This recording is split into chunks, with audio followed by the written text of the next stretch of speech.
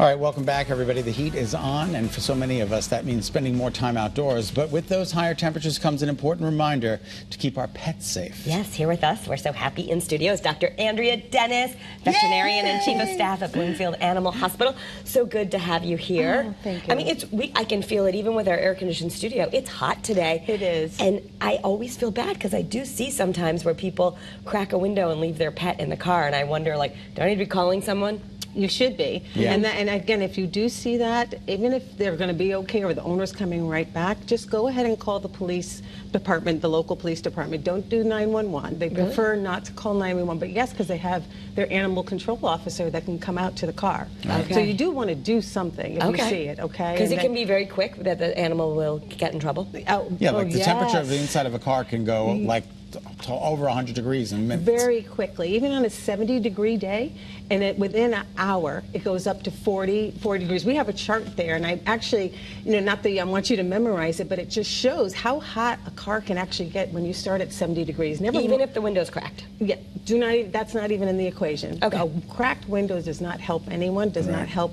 I mean, God forbid there's a child in the car, that does not help. Right. So the same thing with our pets, and people have become so close with their cats and dogs, and they bring them on errands and things like that. So if you've got like 100, it says 90 degrees, just in a half hour that car is going to be 132 degrees. Oh my and that's what we're dealing with today. Stifling. It's stifling. Right, and it's just a horrible, horrible way for animals really do suffer when this happens, so we want to minimize that. But that's the #1 reason, or the #1 cause. The second cause is when people go exercise their pets. When I see people running, or the worst is when I see people on a bicycle with their dog in tow. Oh, I want to scream out the window and say, what are you doing? So that's never to be done? No. Never. You shouldn't, because for two reasons. One, the pavement is hot.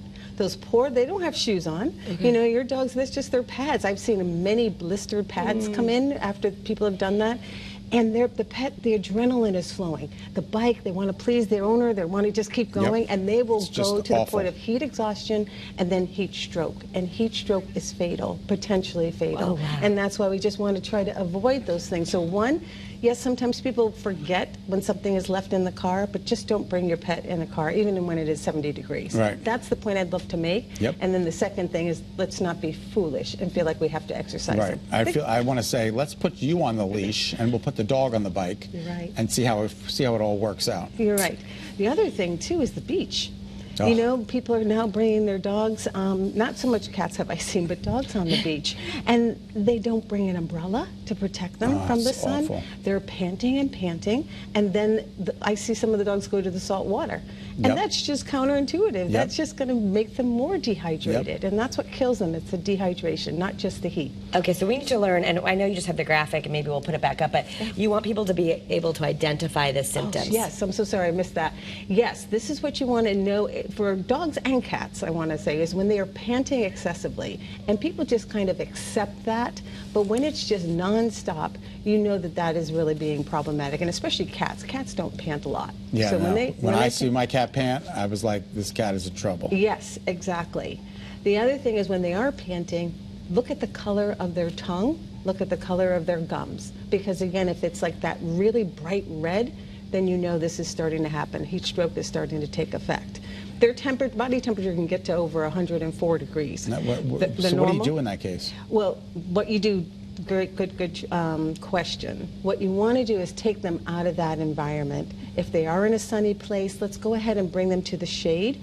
You don't want to put them in an ice bath. A lot of people think, okay, I'm going to cool them down with ice.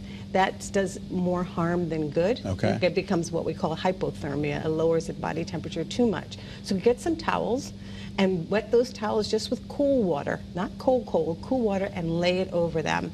You want to bring them to a veterinarian, though. This is what you're going to do in the meantime.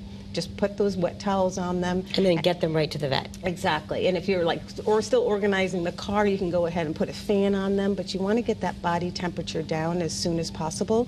And then a lot of times you'll have to just the veterinarian will keep them overnight for IV fluids and make sure that we get that body temperature down. Once you get the body temperature down, everything's great, but you have to just get to that place. So I was going to just say the same thing with people are hiking. with their pets. Again, a little bit foolish on a hot day, but if you're hiking, always have water. Make sure they have water. If they don't get dehydrated, if they drink well, that will help quite a bit. All right, unfortunately we're out of time, but we want you to come back and talk about this more. Yes, absolutely. I thought early on in the season, but we'll remind people in the summer as it gets deep well, into it's getting hot early too. It is. Today's in the low 90s exactly. today. So again, everybody keep cool out there. Okay. All right, to get in touch with Dr. Dennis, visit Bloomfield Animal Hospital CT.com or call the number on your screen. It's 860-286-2986. Thanks, Doc. Oh,